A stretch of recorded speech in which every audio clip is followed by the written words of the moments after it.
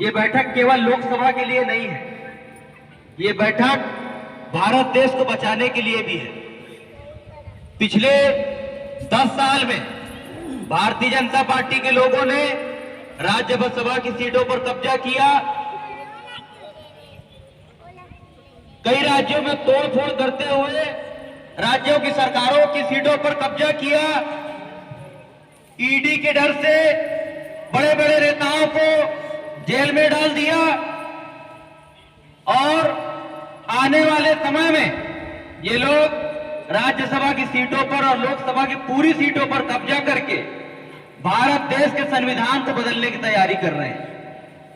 भारत देश सदियों से भाईचारा के साथ आगे बढ़ता रहा, अंग्रेज भी आए और चले गए, लेकिन भारत देश के अंदर धार्मिक उन्माद कभी पैदा नहीं हुआ। लेकिन पिछले 15 सालों से एक बहुसंख्यक वर्ग को साध कर धार्मिक तरीकों से भाजपा में शामिल करने का प्रयास किया जा रहा है। हम लोगों को इन चीजों में नहीं फंसना है।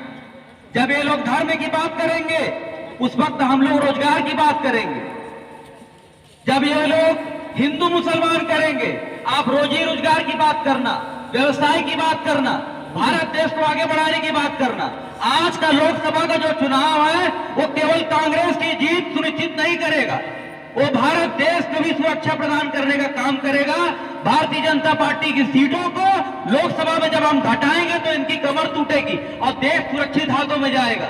नहीं तो आजादी के बाद से सबसे बड़ा घोटाला जो हुआ वो इलेक्टोरल बॉन्ड के नाम पर हुआ।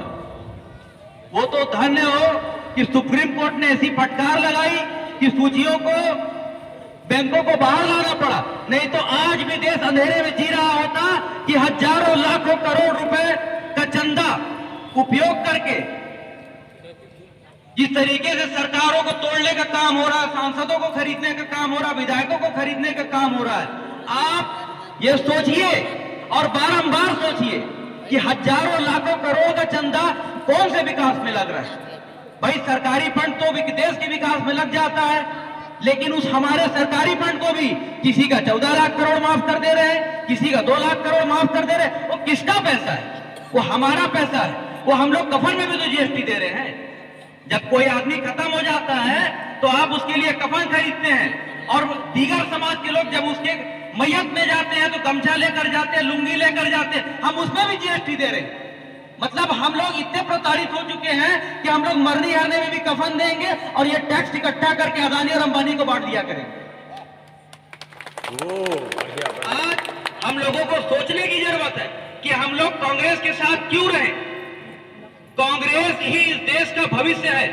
जिस तरीके से 75 साल का नारा देते हैं ये लोग कि 75 साल कांग्रेस ने राज किया, बहुत अच्छा बोलते हैं, हम लोग फिर 75 साल राज करने वाले हैं। 10-5 साल इधर उधर हो जाने से कोई बड़ा बात नहीं है, सत्ता आती जाती रहती है।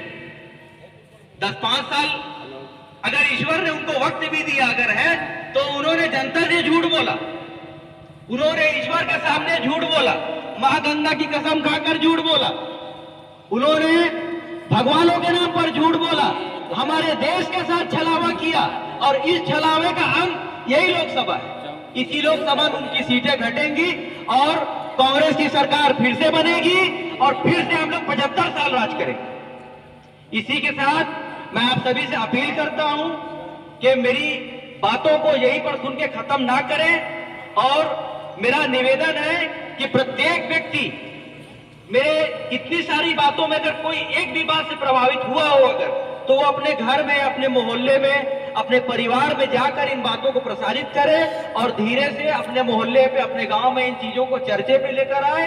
क्योंकि जिस तरीके से आज सभा हुई है, जरूरी नहीं कि हर दिन ऐसी ही सभा हो।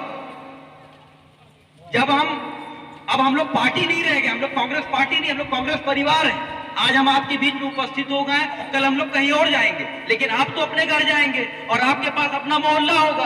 तो आप लोग यहां से वादा करके जाइए कि आप लोग यहां से जाने के बाद प्रत्येक व्यक्ति अपने घर, परिवार, समाज को कांग्रेस की रीति नीति के बारे में बताएगा और इन धोखेबाजों की सरकारों ने किस तरीके से देश का पैसा उठाकर अदानी अंबानी को बांट दिया और इलेक्ट्रॉल बॉन्ड के नाम पर किस तरीके से धोखा किया गया, इसका प्रचार प्रसार आप लोग देहात क्षेत्र में अपने गांव परिवार में करेंगे।